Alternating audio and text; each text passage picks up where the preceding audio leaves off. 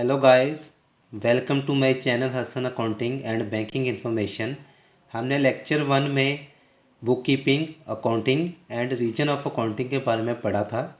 Lecture 2 में हम accounting के कुछ बेसिक टर्म्स के बारे में पढ़ेंगे जिनका यहाँ पे समझना बहुत ज़रूरी है। इन टर्म्स का आगे इस्तेमाल होना है। So let's start. First term है एसेट। एसेट क्या चीज़ है? हम जब भी कोई कारोबार शुरू करते हैं, कारोबार मतलब बिज़नेस, हर वो काम जो पैसा कमाने के लिए किया जाए उसको बिज़नेस कहते हैं। हम जब भी कोई कारोबार शुरू करते हैं, हम कोई ना कोई चीज़ लगाते हैं, कोई ना कोई इन्वेस्टमेंट करते हैं। हमारा कोई ना कोई रिसोर्स होता है। रिसोर्स क्या हो सकता है? कैश हो सकता है, नेचर रिसोर्स हो सकता है, लैंड हो सकती है, जिसको हम बिज़नेस में लगा के उससे मुनाफा कमाते हैं।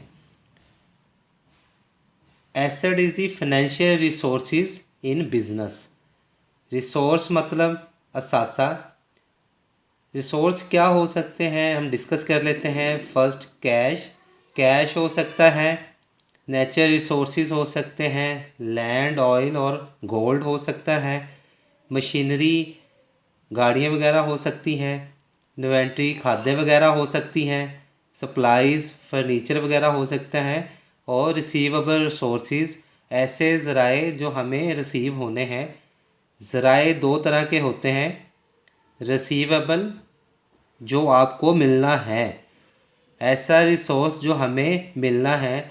हम यहाँ पे फ़र्ज़ करते हैं किसी ने इंस्टॉलमेंट का कारोबार खोला, इंस्टॉलमेंट का कारोबार शुरू किया, और उसको जो हर महीने इंस्टॉलमेंट मिलनी है वो उसका प्रॉफिट है, वो उसका रिसीवेबल रिसोर्स है। सेकंड कौन सा होता है? पेएबल, जो आपको देना है। उधार, कर्ज़ा, जो आपने कोई चीज़ें उधार ली और उसकी अदायगी आपको, उसकी पेमेंट आपको करनी है। रिसीवेबल रिसोर्स एसेट का पार्ट है। Asset is the financial resources in business. Asset दो तरह के होते हैं। Number 1 is tangible asset. Tangible asset ऐसा एसेट जिसकी फ़िज़िकल एग्जिस्टेंस हो, जो दिखाई दे, जिसको हम छू सकें। That has physical appearance. Tangible asset में कैश आ जाएगा, नेचुरल रिसोर्सेज, मशीनरी, इन्वेंट्री, और रिसीवेबल रिसोर्सेज ऐसे रिसोर्सेज जो हमें दिखाई दें, वो टेंजिबल एसेट का पार्ट होंगे। Second is intangible asset. ऐसा एसेट जो हमें दिखाई ना दे, जिसकी कोई फिज़िकल अपीयरेंस ना हो, जिसको हम छू ना सकें।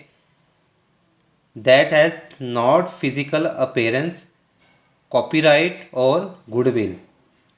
गुडविल क्या होती हैं? गुडविल किसी ने कारोबार शुरू किया, कारोबार को उसने चलाया, उसकी रिप्यूट बन गई मार्केट में। जब वो उस एसेट को सेल करेगा, अपने कारोबार को सेल करेगा, तो वो गुडविल के पैसे भी चार्ज करेगा। हमने एसेट की दोनों टाइप्स को डिस्कस किया। नेक्स्ट टर्म है लायबिलिटीज़। लायबिलिटीज़ क्या होती हैं? बिज़नेस में जो भी हम उधार लेते हैं उसको हम लायबिलिटी कहते हैं। हर वो चीज़ जो बिज़नेस में हम लेते हैं और उसकी अदायगी हमें करनी होती है, उसको हम लायबिलिटी कहते हैं। बेशक हमने कोई एसेट ख़रीदा, फ़र्ज़ करते हैं हमने किसी से कैश उधार लिया और बिज़नेस में लगाया। कैश तो हमारे पास आया, कैश तो एसेट हो गया, लेकिन साथ ही लायबिलिटी भी हो गई, क्योंकि हमने उधार लिया है, ये पेमेंट हमें वापस करनी पड़ेगी। हर वो चीज़ जिसकी हम पे ज़िम्मेदारी बन जाती है, हमने उसको वापस करना है, उसकी अदायगी करनी है, उसको हम लायबिलिटी कहते हैं। Liabilities are the financial obligation. Obligation means ज़िम्मेदारी, कर्जा जात। इसकी कुछ एग्जांपल हम लेते हैं। लोन पेएबल, हमने कर्ज़ा लिया बैंक से या किसी प्राइवेट इंस्टीट्यूशन से कर्ज़ा लिया और हमें इसकी अदायगी करनी है, ये हम पे ज़िम्मेदारी है। कर्ज़ा हम पे ज़िम्मेदारी है, हमें इसको वापस करना है, तो ये हमारी क्या बनी? लायबिलिटी बन गई।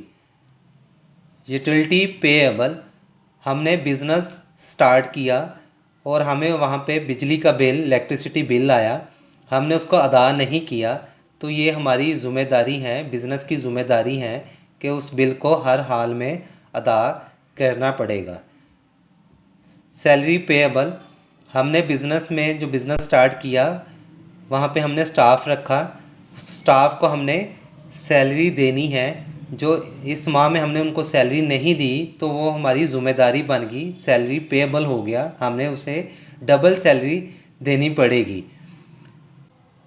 एसेट असासा होता है जो हम बिज़नेस में लगाते हैं मुनाफा कमाने के लिए, और लायबिलिटी हमारी ज़िम्मेदारी होती हैं, हम पे कर्ज़ा होता है जो हमने अदा करनी होती हैं। अब हम नेक्स्ट टर्म डिस्कस करते हैं, रेवेन्यू। अब बिज़नेस में जो कमाते हैं उसको रेवेन्यू कहते हैं।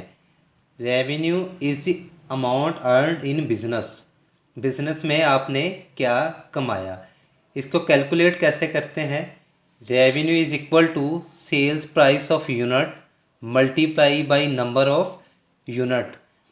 आपकी यूनिट की सेल प्राइस क्या थी और आपने कितने यूनिट बेचे हैं।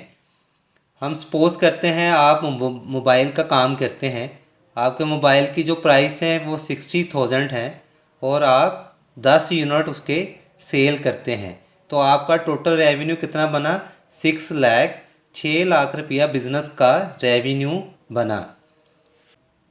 आप जिस चीज़ से कमाओगे आप उसी का नाम दोगे। सेल्स रेवेन्यू, आप कोई चीज़ बेचते हो, बेच के कमाते हो तो उसको सेल्स रेवेन्यू का नाम दोगे। Revenue earned on sale. Service revenue, आप किसी के लिए काम करते हैं उससे जो पैसे कमाते हो उसको सर्विस रेवेन्यू का नाम देंगे। प्लम्बर हमारे घर आते हैं, काम करते हैं, हम उसको जो पैसे देते हैं वो सर्विस रेवेन्यू है। सॉफ्टवेयर हाउसेस में जो सॉफ्टवेयर तैयार करते हैं कंपनीज़ के लिए, किसी के लिए, वो जो पैसे कमाते हैं उसको सर्विस रेवेन्यू का नाम देते हैं। Revenue earn on service. Rental revenue, हम फ़र्ज़ करते हैं अपने घर रेंट पे दिया हुआ है, उससे जो पैसे आते हैं, जो रेंट आता है उसको हम रेंटल रेवेन्यू का नाम देंगे। रेवेन्यू अर्नड ऑन रेंट, अब जिस चीज़ से भी पैसे कमाओगे उस चीज़ को उसी रेवेन्यू का नाम दोगे। एक्सपेंस, एक्सपेंस होती हैं लागत, खर्चा, जो हम बिज़नेस में कुछ ना कुछ लगाते हैं, कुछ ना कुछ खर्च करते हैं मुनाफा कमाने के लिए, उसको हम एक्सपेंस का नाम देते हैं। Expense is the amount pay to produce revenue in business. Business में मुनाफा कमाने के लिए, रेवेन्यू कमाने के लिए जो हम खर्चे करते हैं उसको एक्सपेंस का नाम देते हैं। अब हम जिस चीज़ के लिए खर्च करेंगे उसी का नाम दे देंगे। सैलरी एक्सपेंस, हमने स्टाफ रखा है उसको जो खर्चा देंगे, जो सैलरी देंगे उसको सैलरी एक्सपेंस का नाम देंगे। हम मंथली पे करते हैं तो ये एक्सपेंस हो जाएगा, अगर हम मंथली पे नहीं करते तो ये लायबिलिटी बन जाएगी, ज़िम्मेदारी बन जाएगी जो हमें अदा करनी है। जब हम लायबिलिटी को पे कर देते हैं तो ऑटोमेटिकली वो एक्सपेंस हो जाता है। हम मंथली पे करेंगे तो एक्सपेंस होगा, अगर हम मंथली पे नहीं करते तो ये हमारी लायबिलिटी होगी। यूटिलिटी एक्सपेंस, बिज़नेस में जो यूटिलिटी बिल्स आते हैं उनको हमें अदा करना है, अगर हम उन्हें मंथली पे करते हैं तो ये हमारा एक्सपेंस होगा, यूटिलिटी एक्सपेंस होगा जो हमें पे करने हैं। मेंटेनेंस एक्सपेंस, जो हम मेंटेनेंस के लिए, बिज़नेस में जो मेंटेनेंस के लिए एक्सपेंसेस होंगे उसको हम मेंटेनेंस एक्सपेंसेस का नाम देंगे। Advertising expense, paying for advertisement, जो हम एडवर्टीजमेंट के लिए एक्सपेंस करेंगे उसको एडवर्टाइजिंग का नाम देंगे। इस तरह से हम जो भी एक्सपेंस करेंगे उसको उसी का नाम देंगे। नेक्स्ट है इनकम। इनकम मीन आमदनी, आपने आखिर कमाया कितना, आपने एक्सपेंस किया, कोई चीज़ ख़रीदी फिर बेची, आपको बचा क्या, आपको असल मुनाफा क्या हुआ। Income is the economic benefit in business. Business में जो आप कमाते हो, जो आपको मुनाफा होता है, उसको इनकम कहते हैं। लेट्स सपोज आप बिज़नेस करते हैं लैपटॉप का। आपने लैपटॉप ख़रीदा 50,000 का, ये आपका एक्सपेंस हो गया। आपने बेचा 60,000 में, ये रेवेन्यू हो गया। तो आपको बचा क्या, आपकी इनकम कितनी हुई? इनकम कैलकुलेट करने का फार्मूला है income is equal to revenue minus expense. अब रेवेन्यू आपका 60,000 है और आपका एक्सपेंस है 50,000, तो आपको 10,000 रुपया बचा। आपकी इनकम है 10,000 रुपया। तो आपका बहुत बड़ा बिजनेस है, आप बहुत सारी आइटम सेल करते हैं। तो नेट इनकम कैसे निकालेंगे? नेट इनकम निकालने के लिए आपको टोटल रेवेन्यू को, नेट रेवेन्यू को जमा करना होगा। जितना भी रेवेन्यू उन सबको सम करेंगे।